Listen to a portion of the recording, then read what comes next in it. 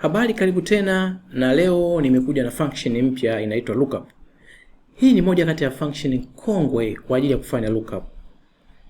Function inaitwa lookup, kazi yake ni kulookup with the approximate match. Ni moja kati ya function rahisi zaidi kama una problem ambayo inahitaji approximate match lookup. Lookup function huenda ikawa ndio function unayohitaji. So tuangalie namna ya kufanya. Kwenye mfano wetu au tatizo letu hapa ni kwamba tuna marks za wanafunzi wastani. Hao wanafunzi wana test wamefanya kwenye somo fulani, test ya kwanza, ya pili na ya tatu. Hapa tukakalculate wastani wa hizo tatu. Tupata wastani kwenye huu wastani, sasa tunataka tupate grade. Na grade zangu ni hizi, nimezipanga kwa maana ya kwamba max kuanzia 0 mpaka na kabla kufika 21, huyo ana F. Kuanzia 21 yenyewe mpaka na kabla kufika 41, huyo ana D. 41 mpaka na kabla kufika 61 ni C. 61 mpaka na kabla kufika 81 ni B.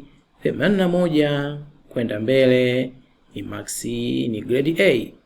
Kwa hiyo lookup function ni function ambayo ni nyepesi zaidi kuitumia kwa mfano kama huu wa approximate match. Kama nilivyosema, lookup function ni function ambayo inafanya lookup with approximate match. Kama una tatizo ambalo linahitaji function ambayo inataka exact matching, lookup haitakuwa ni function ambayo utahitaji kuitumia. Kwa mfano wetu huu ni mfano ambao unahitaji approximate, kwa sababu marks zetu hatuwezi kuzipata exactly, but tunazipata kwenye kuangalia haya makundi ina follow up. Okay, tuanze na lookup. Kuiandika is equal to lookup.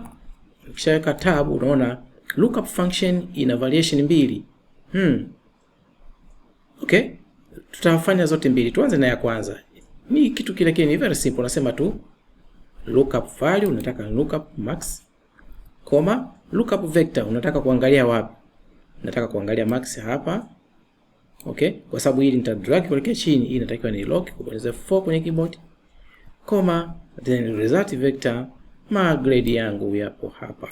Then nita lock, nita close parenthesis na press enter, then napata hiyo. Ni rahisi sana kama ilivyo XLOOKUP kwa sasa. Inaonekana XLOOKUP wame extend kutoka na hii, na especially hii option ya kwanza. Option ya pili ni nyepesi zaidi. Kwa mfano kama hii, unasema is equal to lookup, unasema nataka kuangalia maxi, comma unaziangalia array. Mfano wa pili ni array, so lookup value array. Ifanye kama hii. Mfano wa pili ni kama mfano wa VLOOKUP. Huu mfano wa kwanza nifanye kama mfano wa XLOOKUP. Ina lookup vector, ina result vector. Huu mfano wa pili ni kama VLOOKUP. Hii array ni kama table array ambapo pana solution yetu, lakini hatuna mambo ya column index num. Nitaeleza kwa nini. Kwa hiyo unachokifanya, una select ile eneo lote ambalo lina max na grade. Tunatakiwa max tangulie kwa sababu itafanya matching kuanzia lookup value na hii array.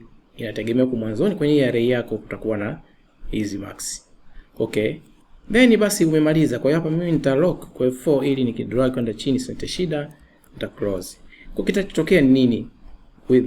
Kwa mfano huu, hii ya pili ni kwamba always inaangalia column ya mwisho kwenye selection. Kwa hata zingekuwa column 6, haikuulizi column index number kama VLOOKUP kwamba je, unataka majibu column ya pili, ya tatu, ya nne kama ziko nyingi. Kwa siku zote ina lookup then majibu yanatoka kwenye column ya mwisho. Na hapa sisi ndio tunavyotaka. Kwa hiyo tunataka advantage hiyo, kufanya mambo ya rahisi kabisa. Press enter, pata F, double click to send it down.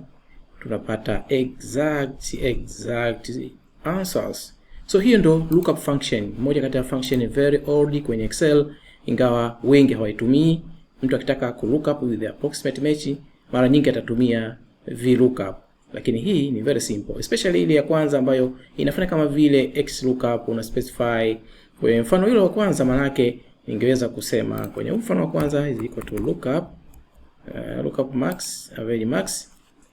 Okay, lookup vector hii ingeweza max zingeweza kuwa column ya pili, nikachagua kwa sababu unachagua separately, alafu grade ingeweza kuwa column ya kwanza, nikachagua result vector separately. Lakini huu mfano wa pili lazima unazipanga hivi. Kwa hiyo assume mfano huu wa kwanza ni kama vile unatumia XLOOKUP, huu mfano wa pili ni kama vile unatumia VLOOKUP.